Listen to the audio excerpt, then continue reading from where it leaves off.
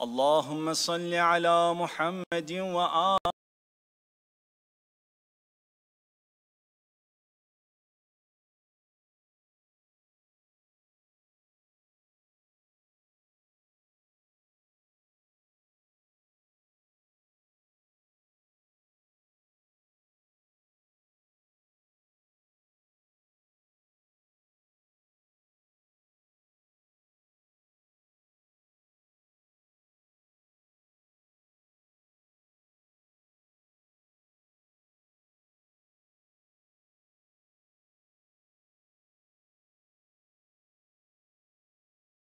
المجيد وقوله الحق.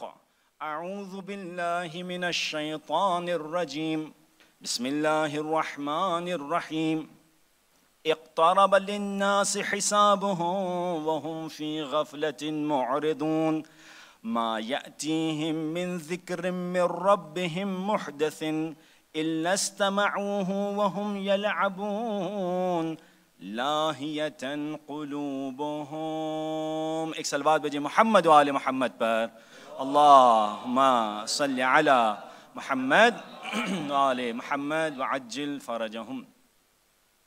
سب سے پہلے تو میں آپ سے معذرت چاہوں گا، میرا تھوڑی طبیعت جو ہے، گلا میرا ناساز ہے، تو تھوڑی سی آپ کو دقت ہوگی سننے میں، آواز کے اندر تھوڑی سی پرابلم ہوگی. انشاءاللہ تعالیٰ آپ برداشت کریں گے اس آواز کو. ایک صلوات بھیجئے محمد و آل محمد پر. صلی علی محمد. ڈسکشن شروع کرنے سے پہلے ایک فقہی مسئلہ کوشش کروں گا، ماہ مبارک رمضان ہے، کچھ نہ کچھ فقہی مسئلہ اس ممبر حسینی سے، ممبر اہل بیت علیہ الصلوۃ والسلام سے ڈسکس ہو سکے. دیکھیں، ماہ مبارک رمضان کے جو مسائل میں سے ایک مسئلہ کفارے کا ہے اور فدیہ کا ہے. دیر از اے ڈفرنس بٹوین کفارہ اینڈ فدیہ. کفارہ اس وقت آتا ہے کہ جب آپ ان 9 چیزوں میں سے جو مبطلات روزہ ہیں ان کو آپ انٹینشنلی پرفارم کرتے ہیں، تو کفارہ آپ کی گردن پر آتا ہے کہ 60 فقیروں کو، مسکینوں کو کھانا کھلائیے یا 60 روزے رکھیے. کفارہ الگ چیز ہے، میں کفارہ پہ بات نہیں کر رہا. ایک اور چیز ہوتی ہے فدیہ. فدیے کی جو رینسم جو آپ کو جو پے کرنا ہوگا وہ 60 فقیروں کو کھانا نہیں کھلانا ہے، بلکہ 1 مد طعام ہے. 1 مد یعنی 750 گرامز ہے. 750 گرامز آپ جو کھانا کھاتے ہیں، مثلا گندم ہے، ویٹ ہے یا رائس ہے، جو کچھ بھی ہے، وہ ایک فقیر کو جو ہے آپ نے دینا ہے. فدیہ 3 ٹائپس کا ہے، 3 قسم کا فدیہ موجود ہے.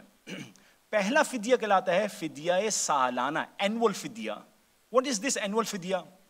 یعنی اگر کوئی شخص بیمار تھا اور ماہ مبارک رمضان میں روزہ نہیں رکھ سکا اور اس کی بیماری کنٹینیو رہے نیکسٹ ماہ مبارک رمضان تک، یعنی وہ روزہ رکھنے کے قابل ہی نہیں تھا پورے ماہ مبارک رمضان کے اندر بھی اور اس کے بعد بھی، ایسی صورتحال کے اندر اس کو فدیہ دینا ہوگا. یعنی ہر روزے کے عوض میں کمپنسیشن کے طور پر 750 گرامز فقیر کو کھانا دینا ہوگا. کیا روزے کی قضا کرنی ہوگی؟ روزے کی قضا نہیں ہے اس کے پاس. ایک ہی ہو گیا. اس کو کہتے ہیں فدیہ سالانہ، اینول فدیہ. پورے سال تک اس کی بیماری چلتی رہی. دوسری ٹائپ فدیہ کی ہے جس کو آپ کہتے ہیں فدیہ تاخیر. لیٹ ہو گئے آپ، مثلا آپ بیمار تھے یا کچھ ریزن تھا، ٹریول کیا تھا، آپ نے ماہ مبارک رمضان میں روزہ نہیں رکھا، آپ کو بعد میں قضا کرنی ہے، آپ ٹریول کیا تھا، آپ نے جان بوجھ کے آپ نے روزہ نہیں رکھا اور آپ پورے اگلے ماہ مبارک رمضان تک روزہ نہیں رکھ رہے ہیں. یا لیڈیز کے لیے مسائل ہوتے ہیں کہ کچھ دنوں تک وہ روزہ نہیں رکھ سکتی ہیں تو قضا کرنا ہوتا ہے. اگر جان بوجھ کر نیکسٹ ماہ مبارک رمضان تک روزہ نہیں رکھا تو ایسی صورت میں ایز اے پینلٹی جو لیٹ کیا، یہ تاخیر کا ہے، تاخیر کے طور پر ہر روزے کے عوض میں فدیہ دینا ہوگا. کیا روزہ رکھنا ہوگا؟ جی روزہ تو رکھنا ہوگا، روزہ رکھنا ہوگا. روزہ رکھنے کے ساتھ ساتھ ہر روزے کے عوض میں پینلٹی دینی ہوگی. یہ فدیہ تاخیر ہے. سالانہ فدیہ الگ ہے، اینول فدیہ، اور یہ فدیہ تاخیر کا ہے. تم نے پورے سال کے اندر کیوں روزہ نہیں رکھا. ایک اور فدیہ کی ٹائپ ہے، وہ ڈیلی فدیہ کہلاتا ہے. اس کا تعلق سال کے ساتھ نہیں ہے، ہر روز کے عوض میں فدیہ نکالنا ہوگا. یہ 4 لوگوں کے اوپر ہے. پہلے وہ افراد ہیں کہ جو بوڑھے ہو چکے ہیں، ایلڈرلی پیپل ہیں، روزہ رکھنا ان کے لیے ڈیفیکلٹ ہے، واقعتاً ڈیفیکلٹ، مشقت ہے، ہارڈ ہے ان کے لیے، ہارڈ شپ لے کر آتا ہے. تو ایسی صورت کے اندر انہیں ہر روزے کے عوض میں فدیہ دینا ہوگا. ایک یہ ہو گیا. کیا روزہ رکھنا ہوگا بعد میں؟ کیونکہ ان کے لیے ہارڈ ہے تو وہ ہمیشہ ہارڈ رہے گا, ڈیفیکلٹ رہے گا, تو آگے روزہ رکھنے کی ضرورت نہیں ہے. دوسری اسی کے اندر کیٹیگری 4 میں نے کہے, دوسرا شخص ہوئے جس کو بیماری ہے, پانی کی پیاس کی شدت اس کو بہت محسوس ہوتی ہے, that he can not fast. اگر وہ روزہ رکھتا ہے تو پیاس اس کو بہت شدید ہو جاتی ہے, and becomes very difficult for that person. ایسی صورت کے اندر اگین تو یہ بیماری اس کی پورے سال بھر بھی چل رہی ہے, ایسا سخت ہے اس کے لیے, تو روزہ تو نہیں ہے اس کے لیے, بعد میں قضا بھی نہیں ہے, ہر روزے کے عوض میں اسے فدیہ دینا ہوگا. تھرڈ کیٹیگری اس کے اندر یہ ہے کہ ایک لیڈی جو ہے, جو پریگننٹ وومن ہے, اگر وہ روزہ رکھتی ہے یا اس کی جان کو خطرہ ہے یا اس کی بچے کی جو پیٹ میں بچہ ہے اس کی جان کو خطرہ ہے, تو ایسی صورت کے اندر اس کو روزہ نہیں رکھنا ہے, بعد میں فدیہ دینا ہے, ہر روزے کے عوض میں فدیہ دینا ہے, لیکن جب وہ ڈیلیور کر دے گی اور جب خطرہ نہیں ہوگا اس کو قضا کرنی ہے اس کے اندر, اس کیس میں. صحیح ہے, لیکن اس کیس کے اندر وہ لیڈیز جو 8th اور 9th منتھ کی پریگننسی کے اندر ہوتی ہیں ان کے لیے الاؤڈ ہے, نہ کہ ابتدا کے 2-3 مہینے کی پریگننسی اور وہ چھوڑ دیں, ان کے لیے الاؤڈ نہیں ہے. فورتھ اور آخری کیٹیگری جو ہے, جو ڈیلی بیسس پر فدیہ ہے, وہ عورت جو دودھ پلاتی ہے, جو دودھ پلانے والی عورت ہے, بریسٹ فیڈنگ کرواتی ہے, اگر وہ عورت اگر روزہ رکھتی ہے تو بریسٹ فیڈنگ نہیں کروا سکتی, مشکل ہو جائے گی, اور بچے کے لیے کوئی اور دوسرا سبب موجود نہیں ہے بریسٹ فیڈنگ کے, یعنی کسی اور کوئی اور عورت موجود نہیں ہے جس سے دودھ پلا سکے, یا بوٹل کا جو ملک ہے وہ نہیں دے, کوئی اور جو ہے یعنی اس کے پاس سبسٹیٹیوٹ موجود نہیں ہے, تو ایسی صورت کے اندر یہ روزہ نہیں رکھے گی, ہر روزے کے عوض میں یہ فدیہ دے گی, لیکن بعد میں یہ قضا کرے گی. سمرائز کرتا ہوں, 3 طرح کے آپ کے پاس فدیہ موجود ہیں. ایک شخص سال والا فدیہ, پورے سال تک بیمار رہا تو پھر اس کو بعد میں فدیہ دینا ہوگا, روزے کی قضا نہیں ہے. ایک ہے تاخیر کا فدیہ, سال بھر وہ روزہ رکھ سکتا تھا لیکن روزہ نہیں رکھا, ڈیلے کر دیا اس نے, یہ ڈیلے کا فدیہ آئے گا اس کے اوپر. اور ایک ہے روزانہ کی بیسس کے اوپر فدیہ دینا ہوتا ہے. اس کے اندر 4 لوگ موجود ہیں جنہیں فدیہ دینا ہوگا. ایک صلوات دیجئے محمد و آل محمد پر.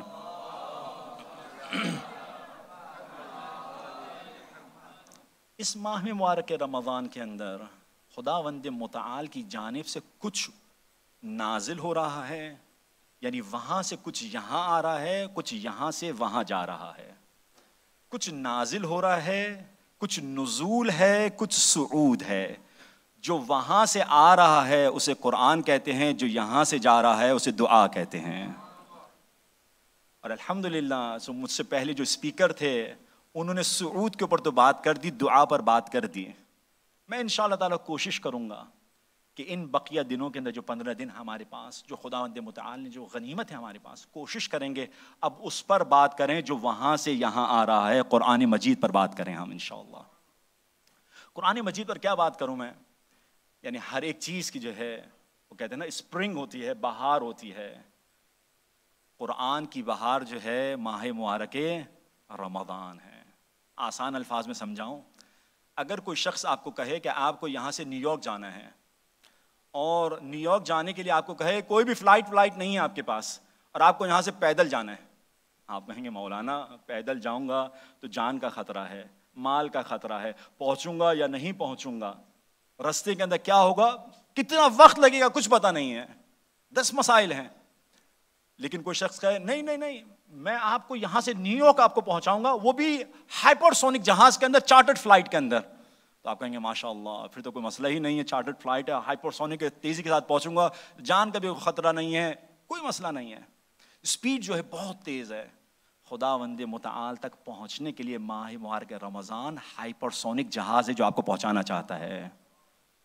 سمجھنا چاہتے ہیں اس کی اسپیڈ کتنی ہے؟ اس کی اسپیڈ اس سے سمجھاتا ہوں. عام دنوں کے اندر پورا قرآن پڑھیں اور اس ماہ مبارک رمضان کے اندر ایک آیت پڑھیں, پورا قرآن کا ثواب لیجئے. اسپیڈ کتنی زیادہ ہو گئی؟ 6236 ٹائم اس کی اسپیڈ زیادہ ہے. یعنی اس ماہ مبارک رمضان میں خدا نے ایک ایسا پلین آپ کے لیے تیار کیا ہے, وہ پلین کا نام ہے قرآن مجید. اس کے ذریعے سے انسان تیزی کے ساتھ خدا کی بارگاہ میں پہنچ سکتا ہے. کوشش کریں اس ماہ کے اندر قرآن کی زیادہ سے زیادہ تلاوت کیجیے. آیت اللہ خمینی رضوان اللہ تعالیٰ عنہ ماہ مبارک رمضان کے اندر ہر روز 10 جز کی تلاوت کرتے تھے. یعنی کتنی قرآن کمپلیٹ کیے ہر پورے ماہ مبارک رمضان میں؟ 10 قرآن جو ہیں, 10 جز ڈیلی ہیں, تو 10 قرآن کی تلاوت کرتے تھے. اور یہی حدیث ہمیں امام رضا علیہ الصلوۃ والسلام سے ملتی ہے. اللہم صلی علی محمد وآل محمد وعجل فرج. کہ ہمیں پاس روایت ملتی ہے کہ ہر روز ائمہ علیہ السلام 10 جز کی تلاوت کرتے تھے. اور الحمدللہ رب العالمین آج کی رات سے انشاءاللہ تعالی کہ صبح فجر سے اعتکاف شروع ہو رہا ہے. اور جو معتکفین اعتکاف میں بیٹھنے والے ہیں, یہ ایک عجیب نعمت ہے آپ کے پاس جو بیٹھنے والے ہیں. اور خود اعتکاف ایک عجیب ڈسکشن ہے کہ میرے پاس وقت نہیں ہے, کہ یہ بہترین موقع ہوگا ان کے لیے جو اعتکاف میں بیٹھ رہے ہیں. ماہ مبارک رمضان ہے اور مسجد خدا کی مسجد ہے, اس گھر کے اندر قرآن کی تلاوت کی جائے. کہ کم سے کم کوشش کیجئے ایک قرآن کی جو ہے تلاوت جو ہے کمپلیٹ کیجئے, اس کو پڑھیں, اس پہ تدبر کریں. اور جو اعتکاف میں شرکت کرنا چاہ رہے ہیں, کم سے کم جو ثواب بیان کیا گیا اعتکاف کا, ایک حج کا ثواب ہے. اور جو مسجد میں بیٹھتا ہے, ہر نفس جو لیتا ہے, ہر جو سانس لیتا ہے, روایت پڑھ رہا تھا رسول خدا سے, جو ہر سانس لیتا ہے, ہر سانس کے عوض میں جنت کے اندر اس کا ایک درجہ بلند ہوتا چلا جاتا ہے. خداوند متعال کے فرشتے اس پر درود بھیجتے چلے جاتے ہیں. ہر نفس کے عوض میں, ہر سانس کے عوض میں 10 گناہ معاف ہوتے ہیں, 10 نیکیاں اس کے حساب کتاب میں لکھی جاتی ہیں. جو شخص مسجد کے اندر بیٹھتا ہے. قرآن مجید کے حوالے سے, کیونکہ ہم نے سورہ انبیاء کی, ہم نے موضوع جو انتخاب کیا ہے سورہ انبیاء کی تفسیر پہ بات کرنی ہے انشاءاللہ تعالی. اس سے پہلے کچھ قرآن کے حوالے سے بات کروں میں آپ کے سامنے. دیکھیں قرآن مجید کے اندر سورہ المزمل کے اندر ورس نمبر 20 کے اندر اللہ سبحانہ و تعالی ارشاد فرماتا ہے کہ جتنا تم سے آسانی کے ساتھ قرآن پڑھا جا سکتا ہے قرآن پڑھو. فَقْرَؤُوا مَا تَيَسَّرَ مِنَ الْقُرْآنِ, جتنا آسانی سے تم قرآن پڑھ سکتے ہو. ایک آیت پڑھ سکتے ہو, ایک آیت پڑھ لو. 2 آیتیں پڑھ سکتے ہو, 2 آیتیں پڑھ لو. قرآت کرو جتنی کر سکتے ہو آسانی کے ساتھ. یہ ایک لہجہ ہے, یہ ایک وہ قرآن کی لیے خداوند متعال بات کر رہا ہے. بٹ ایک اور آیت کے اندر خداوند متعال کہتا ہے افلا یتدبرون القرآن ام علی قلوب اقفالها, کہ تم قرآن پر تدبر کیوں نہیں کرتے ہو, تم پونڈر کیوں نہیں کرتے ہو, تفکر کیوں نہیں کرتے ہو, تعقل کیوں نہیں کرتے ہو, کہ کیا تمہارے دلوں پر تالے لگے ہوئے ہیں. دیکھیں دونوں کے اندر لہجہ تبدیل ہے. وہاں پر کہا جو کم سے کم پڑھ سکتے ہو پڑھ لو. جب پڑھنے کی بات آئی تو لینینسی تھی, جب تدبر کی بات آئی تو ڈانٹ کے کہہ رہا ہے خداوند متعال, ریپریمنڈ کر رہا ہے. الحمدللہ ہمارے پاس ریسیٹیشن یہاں پر ہوتی ہے. کوشش کریں جب قرآن پڑھ رہے ہیں تو تفکر کریں. آیت اللہ گل پیگانی رضوان اللہ تعالی عنہ وہ کہتے تھے میں صبح قرآن کی کچھ آیتوں کی تلاوت کرتا ہوں, رات تک شب تک ان آیتوں کے بارے میں تفکر کرتا رہتا ہوں میں کہ یہ آیت مجھ سے کیا کہہ رہی ہے. عجیب ہے. 2 واقعات آپ کے سامنے میں, ایک رسول خدا کے زمانے کا اس تفکر کے بارے میں, یہ قرآن بات کرتے ہیں ہم سے, یعنی ریفلیکشن ہے, ریفلیکشن لیجئے اس سے, اپنی زندگی کے اندر نمونہ عمل بنائیے اسے. ایک رسول خدا کے زمانے میں اور ایک آج کے زمانے کے اندر کہ کس طریقے سے لوگ ہدایت پاتے ہیں اس قرآن سے. ابو طلحہ انصاری رسول خدا کے اصحاب میں سے ہیں. وہ کہتے ہیں کہ جب میں اس آیت پر پہنچا لن تنالوا البر حتى تنفقوا مما تحبون, 4 جز جان سے شروع ہوتا ہے کہ تم نیکی تک پہنچ ہی نہیں سکتے ہو مگر یہ کہ جس سے تم محبت کرتے ہو اس میں سے کچھ خدا کی راہ میں انفاق چیریٹی دے دو. وہ کہتے ہیں ابو طلحہ انصاری میں نے دوبارہ اس آیت کو پڑھا, 3ری دفعہ اس آیت کو پڑھا اور کہا اے ابو طلحہ کون سی چیز ہے جس سے تو محبت کرتا ہے. اللہ کہتا ہے کہ تیرے پاس ایک باغ ہے مدینہ کے اندر کہ جس کے پانی جو ہے چشمے سے پانی آتا ہے اور اس کے فروٹس بہت زیادہ ہیں. اے ابو طلحہ تو اس سے بہت محبت کرتا ہے. جاتے ہیں رسول خدا کے پاس اور جا کے کہتے ہیں یا رسول اللہ یہ میرا باغ ہے, وہ مما تحبون ہے, میں نے خدا کی راہ میں انفاق کر دیا. لیکن ایک آیت سے کہ انسان یہ اپنے لیے حاصل کر رہا ہے. ایک اور ایک آرٹیکل, ایک وہ تھا انٹرویو تھا, ایک جاپنیز تھا جس کا نام کامورا لکھا ہوا تھا, میں پڑھ رہا تھا. وہ کامورا جو تھا وہ کہتے ہیں کہ میرا ایک فرینڈ تھا, he was an engineer, مسلمان میرا دوست تھا جو انجینئر تھا. کہتے ہیں کہ اس کے اخلاق کی وجہ سے, اس کے نیک عمل کی وجہ سے میں بہت جو ہے متاثر ہوا, اس سے بہت تاثیر میرے پر ڈالی. کہتے ہیں اس کی وجہ سے میں مسلمان ہو گیا. سلام ہو ان لوگوں کے اوپر کہ جو مکتب اہل بیت سے تعلق رکھتے ہیں اور اپنے عمل کی وجہ سے دوسروں پر اثر ڈالتے ہیں. ایسا نہ ہو میں اپنے عمل کی وجہ سے کسی کو آل محمد سے دور کر دوں. میرا عمل ایسا ہونا چاہیے, میرا عمل کی وجہ سے لوگ اہل بیت کے نزدیک آئیں, اہل بیت سے دور نہ بھاگیں. وہ کہتے ہیں کہ میں مسلمان ہو گیا وہ کہتا ہے کہ میں نے پھر میرے دل میں یہ خواہش پیدا ہوئی، کہتا ہے کہ اے کاش میری جو 2 بچیاں جو ٹوکیو کی یونیورسٹی کے اندر پڑھ رہی تھی، کاش وہ بھی مسلمان ہو جائیں. تو کہتا ہے کہ میں نے ایک جو ہے گھر کے اندر ایک تھوڑی سی دعوت رکھی، اور میں نے چاہا میں اپنے جو مسلمان دوست ہے اس کو بلا کر لے کر آؤں. میں نے اس کو دعوت دی. دیکھیں اگر آپ کی نیت صاف ہو، ہم اردو میں کہتے ہیں نیت صاف منزل آسان. آپ ایک قدم خدا کی بارگاہ میں بڑھاتے ہیں، خداوند متعال 10 قدم آپ کی طرف آتا ہے. وہ کہتے ہیں کہ میں نے جو ہے دعوت دی اور وہ شخص آیا، اور میرا جب دوست آیا تو میری بچیوں نے جو پہلا سوال کیا وہ سوال یہ کیا، بتاؤ قرآن جو ہے عورتوں کے بارے میں کیا کہتا ہے. عام طور پہ جو ہے جو پروپیگنڈا کیا جاتا ہے عورتوں کے بارے میں کہ قرآن کے اندر جو ہے وراثت کم دی گئی عورتوں کو، عورتوں پہ ظلم کیا جا رہا ہے، عورتوں کو نوکر بنا کے رکھا جاتا ہے، کنیز بنا کے یہ سارے کے سارے شبہات اور ڈاؤٹس کریٹ کیے جاتے ہیں. وہ شخص کہتا ہے، بولتا ہے میں سمجھ گیا کہ یعنی ان کے دماغ کے اندر کچھ نہ کچھ ڈالا گیا ہے. اس نے کہا کہ میں نے سورہ احزاب کی ورس نمبر 35 کی تلاوت کی.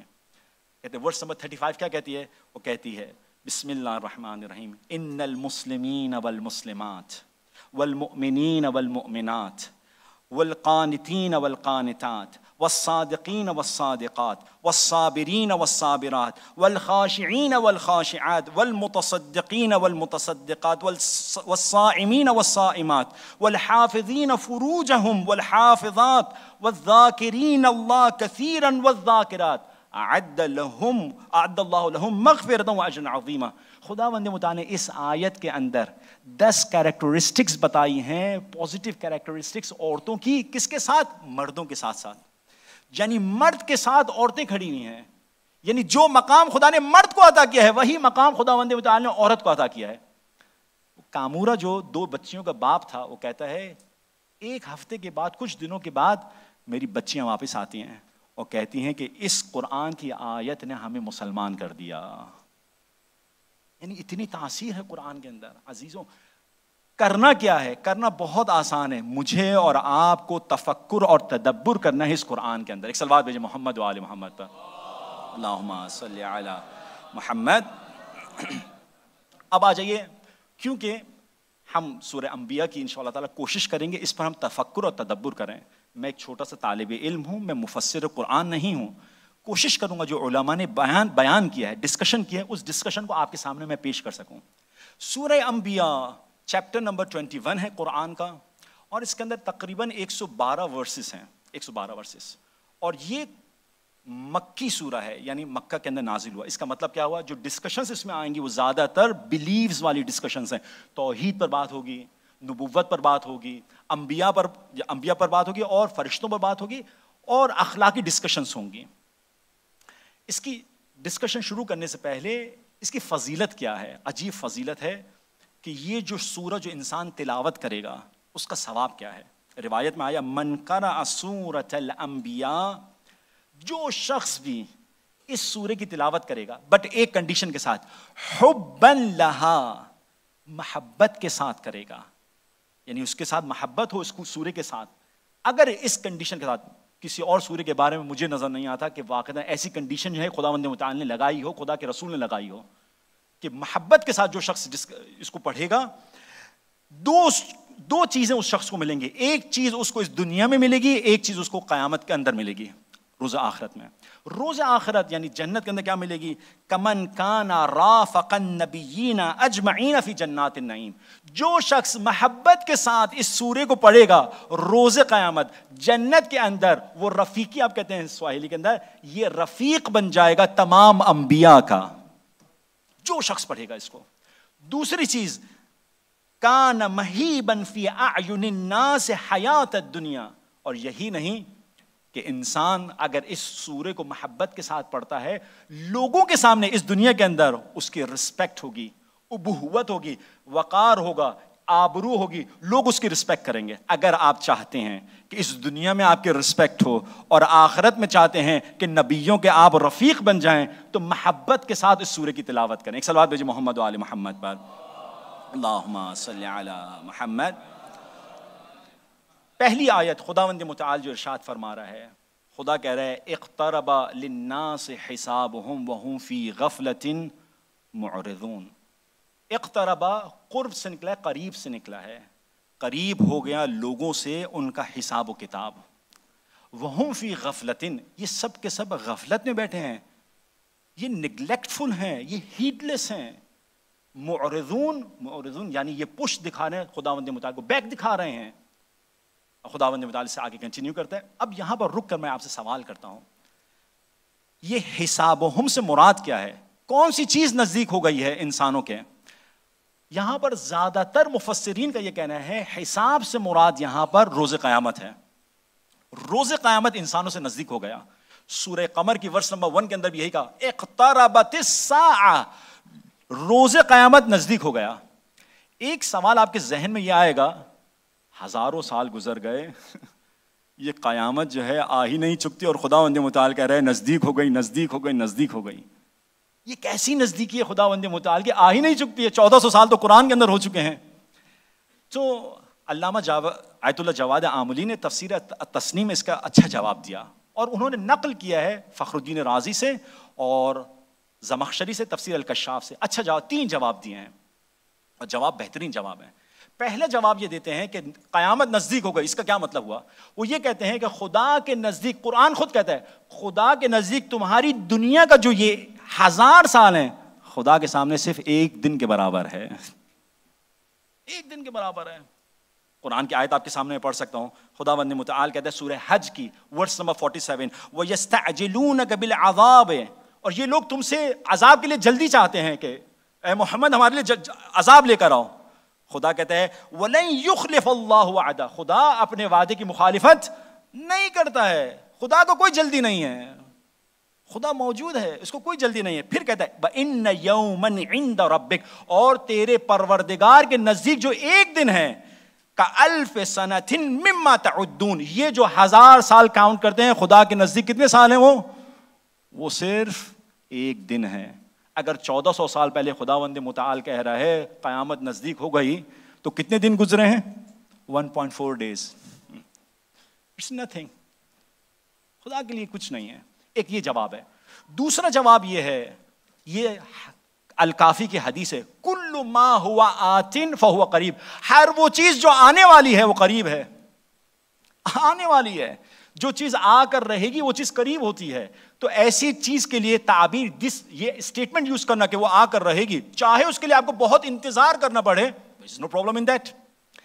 ایک اور بہت اچھا جواب دیا، 3rd جواب یہ دیا کہ قیامت نزدیک ہے. اس کا مطلب کیا ہوا؟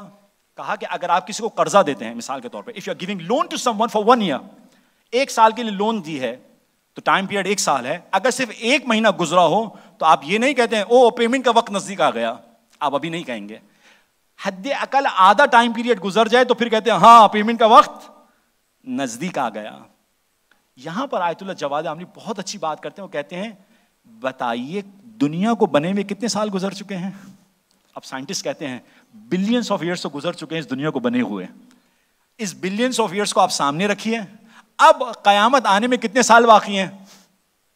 قیامت آنے کے 1000 2000 5000 10,000 سال بھی رکھ لیجئے، تو 10,000 سال اگر کمپیئر کیجئے بلینس آف ایئرس کے سامنے تو آپ کہیں گے کچھ بھی نہیں ہے، قیامت نزدیک آ چکی ہے. رک کر ایک جملہ کہنا چاہوں گا. جملہ یہ ہے، اے خدا تیرا نزدیک اتنا دور ہے کہ آ ہی نہیں چکتا. اگر خدا کا نزدیک اتنا دور ہے تو میں آپ سے سوال کروں تو خدا کا دور کتنا دور ہوگا؟ کتنا دور ہوگا؟ نزدیک اتنا دور ہے کہ آ ہی نہیں چکتا. خدا جو ہے قرآن میں کچھ دوری کے بارے میں کہتا ہے تو آپ خود اندازہ لگائیے گا. خدا کہتا ہے کہ ہم نے کچھ چیزوں کو کچھ چیزوں سے دور کر دیا ہے، کچھ لوگوں سے دور کر دیا ہے. وہ کیا ہے؟ انما یرید اللہ لیذھب عنکم الرجس اہل البیت ویطہرکم تطہیرا. اے اہل بیت ہم نے رجس سے تم کو دور کر دیا ہے. اب سوچے خدا کی دوری کتنی دوری ہوگی. اگر پھر بھی مجھے عصمت اہل بیت نہ سمجھ میں آئے کہ اذہاب مجھے سمجھ میں نہیں آ رہا، ہم نے اس سے تم کو دور کر دیا ہے، تو یہ دوری کس قدر دوری ہوگی. ایک صلوات دیجئے محمد و آل محمد پر. اللہم صلی علی محمد و آل محمد وعجل فرجہم. دوسری ڈسکشن یہاں پر یہ کروں گا. خدا کہہ رہے کہ نزدیک تو ہو گئی قیامت، مشکل تمہارے ساتھ کیا ہے؟ قیامت تو آنے والی ہے، حساب کتاب تو آ کر رہے گا. مشکل یہ ہے کہ تم غفلت میں پڑے ہوئے ہو، تم غفلت میں ہو. دیکھیں غفلت کو میں ڈیفائن کروں، غفلت ہے کیا؟ غفلت اگنورنس نہیں ہے، جہالت نہیں ہے. غفلت فراموشی نہیں ہے، نسیان نہیں ہے، فارگیٹفلنس نہیں ہے. غفلت جو ہے اٹینشن کا نہ ہونا ہے، ہیڈ لیسنس ہے. مثال سے سمجھاتا ہوں.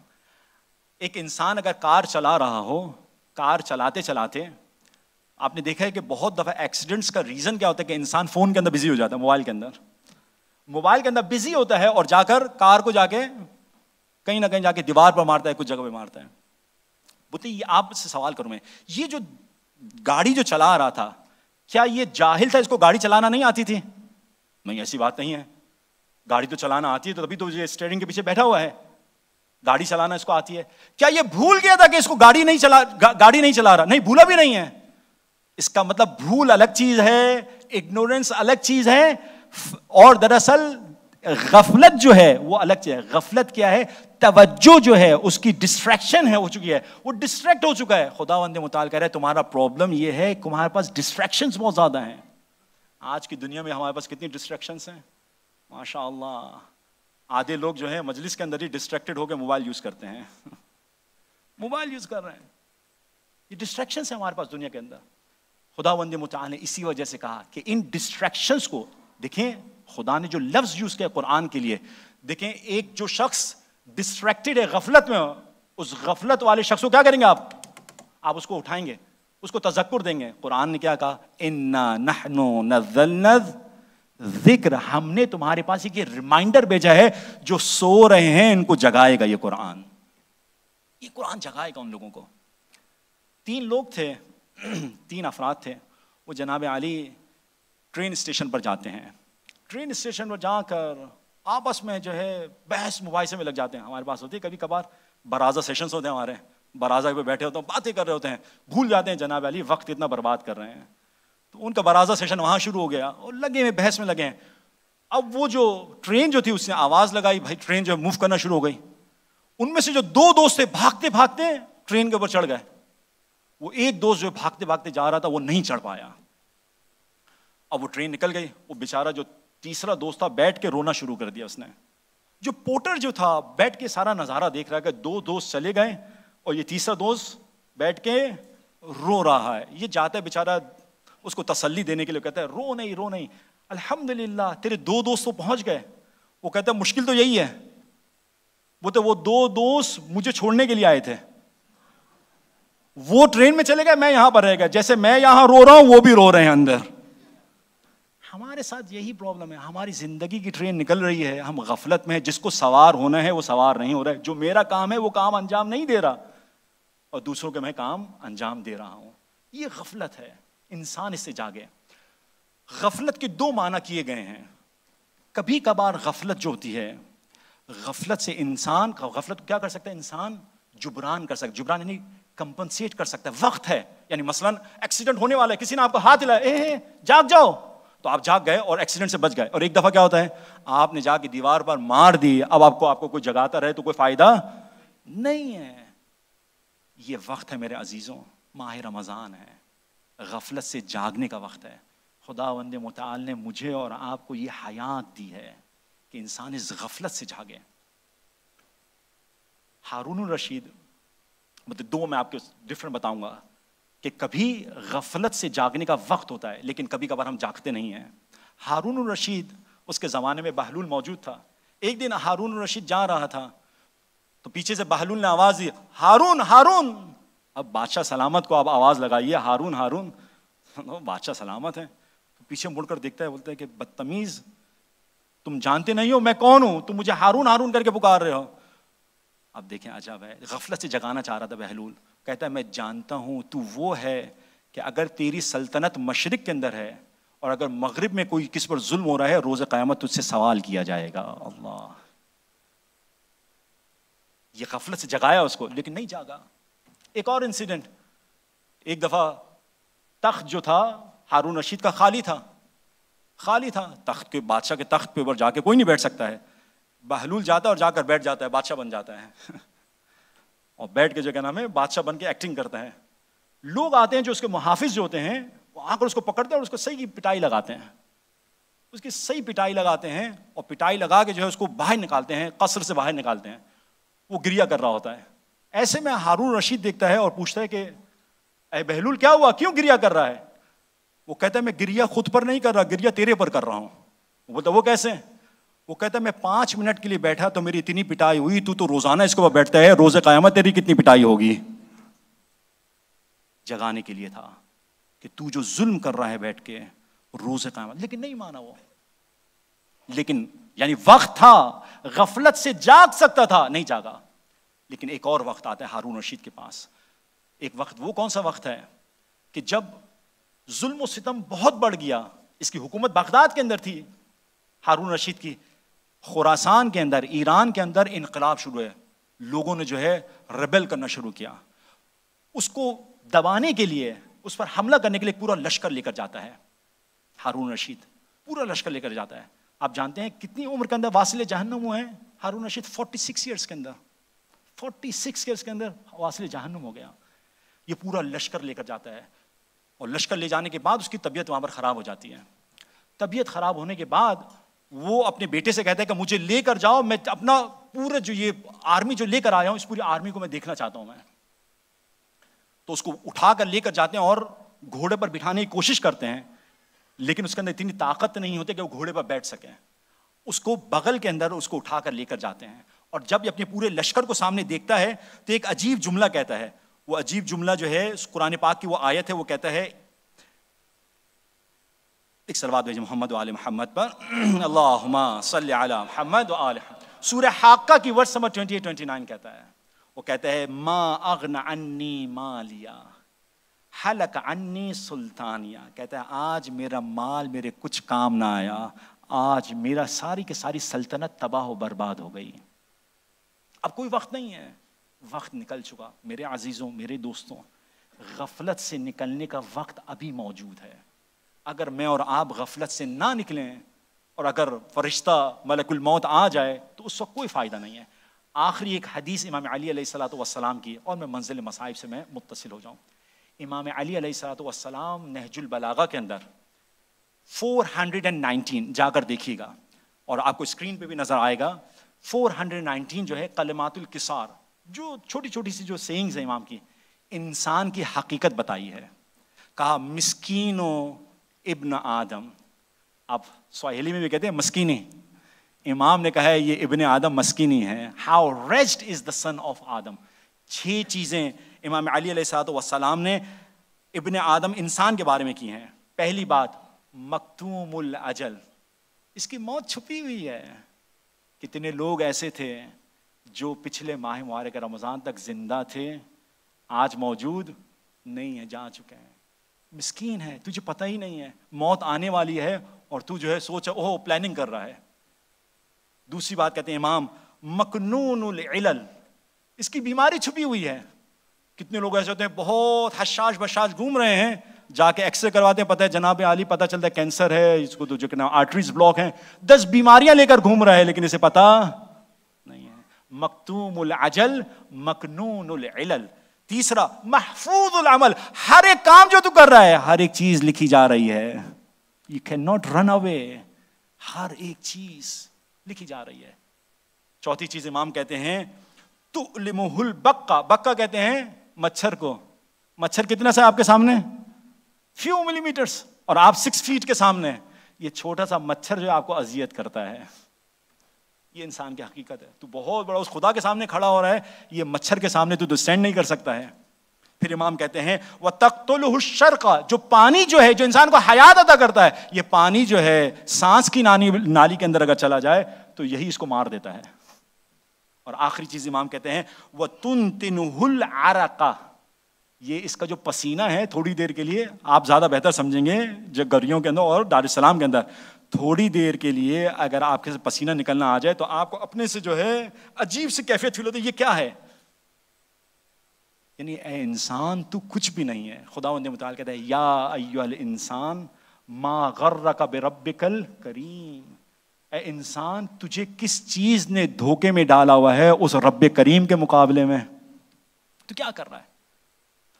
عجب ہے کہ انسان غفلت سے باہر نکلے. ایک بادشاہ کا غلام تھا اس غلام کو بادشاہ بہت جو ہے اس غلام کے ساتھ ہمدرد تھا، بہت محبت کرتا تھا. کسی نے اس غلام کو جو ہے پیسے ویسے دیے، اس کو خرید لیا مینس یعنی اس کو پیسے دیے تاکہ بادشاہ کے جو شربت اس میں زہر ڈالا جائے. وہ شربت کے اندر زہر ڈالتا ہے تو بادشاہ کو پتہ چل جاتا ہے اس میں زہر ہے. بادشاہ اس شربت کو نہیں پیتا ہے. اب یہ غلام فکر کر رہا ہوتا ہے کہ اب میری گردن اڑی اور اڑی، لیکن بادشاہ اس کو معاف کر دیتا ہے. وہ غلام جو ہے بیمار ہوتا چلا جاتا ہے، بستر پہ چلا جاتا ہے. کوئی شخص اس سے جا کر پوچھتا ہے کہ تیری حالت کیسی ہوئی؟ بولا کہ میں نے اپنے مولا کے ساتھ یہ ظلم کیا، ریوارڈ کے اندر مجھے پنشمنٹ کے اندر میری گردن اڑنی چاہیے تھی. یہ عجیب مولا ہے، یہ میرا عجیب آقا ہے، مجھ پر کرم کرتا چلا جا رہا ہے. اس خجالت کی وجہ سے میں زندہ نہیں رہ سکتا. میں کہوں گا اے خدا تو بھی میرا مولا ہے، کتنے گناہ تیری بارگاہ میں نے کیے ہیں، کیا کچھ کرتا رہا، لیکن خدا تو نعمتوں پہ نعمتیں دیتا چلا جا رہا ہے. یہ میرے اندر احساس شرمندگی نہیں ہے، اے خدا اتنے گناہ کیے. بس عزیزوں، غفلت سے انسان جاگے. ایک اور غافل انسان تھا کہ جو ہمیں کربلا میں نظر آتا ہے. وہ غافل انسان کو جگانے والا اور کوئی نہیں ہے، حسین مظلوم ہے. حیات عطا کی ہے، نجات عطا کی ہے. آپ جانتے ہیں کہ مقتل کے اندر آپ جا کر پڑھیں تو مقتل کے جملے یہ ہیں، روز عاشوراء امام حسین علیہ الصلوۃ والسلام ابو الفضل عباس کے ساتھ جاتے ہیں اور عمر ابن سعد سے ملاقات کرتے ہیں. اور اس ملاقات کے اندر عمر ابن سعد کے ساتھ حر موجود ہیں. ڈسکشن ہوتی ہے. امام حسین علیہ الصلوۃ والسلام واعظ و نصیحت کرتے ہیں اور کچھ آپشنز دیتے ہیں، سجیشنز آپشنز دیتے ہیں کہ ان آپشنز کو مان لو، اور اتمام حجت کرتے ہیں. اتمام حجت کر کے امام چلے جاتے ہیں. حر متوجہ ہوتا ہے عمر سعد کی طرف، کہتا ہے کہ اے عمر سعد تیرا کیا خیال ہے؟ حسین نے کچھ آپشنز تیرے سامنے رکھے ہیں، کیا تو انہیں قبول کرے گا؟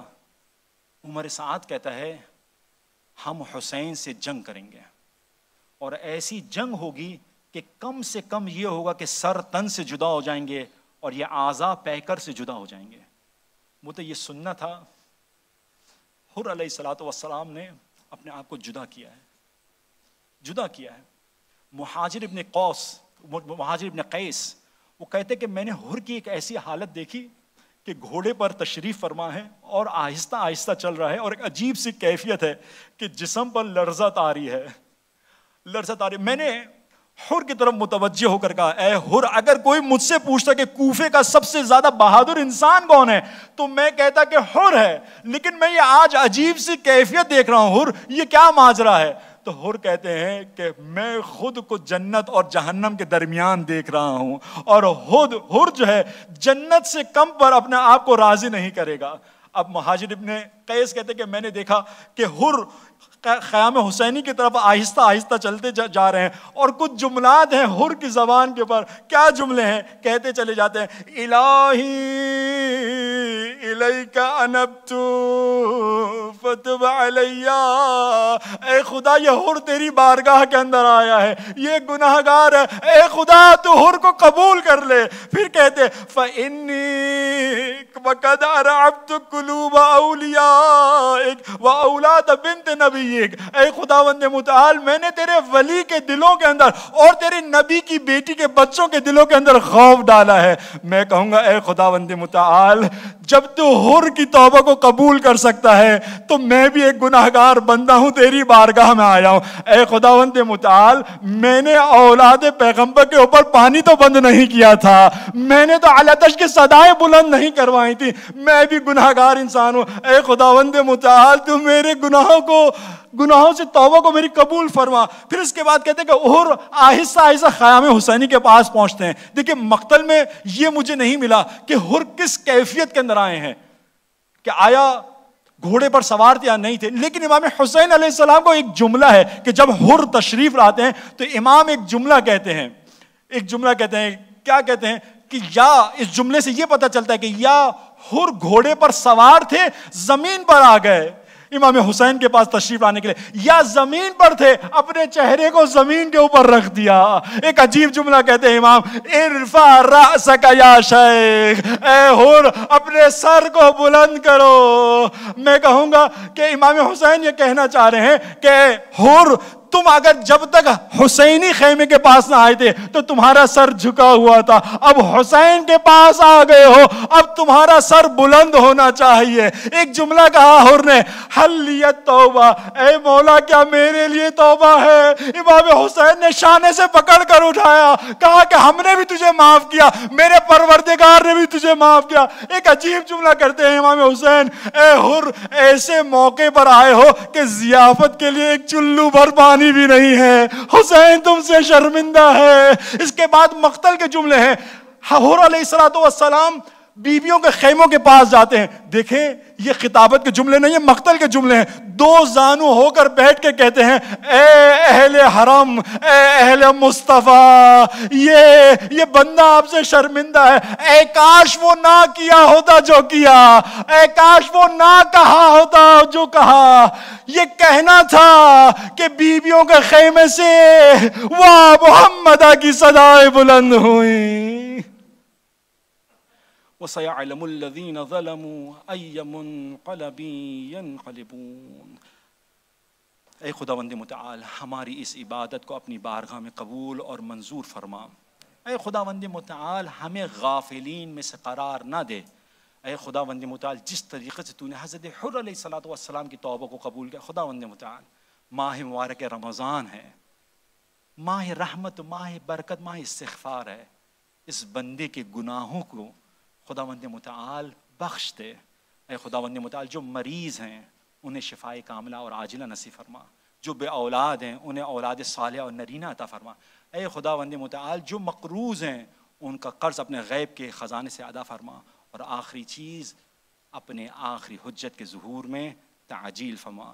رحم اللہ من قرأ سورۃ الفاتحہ مع الصلوات.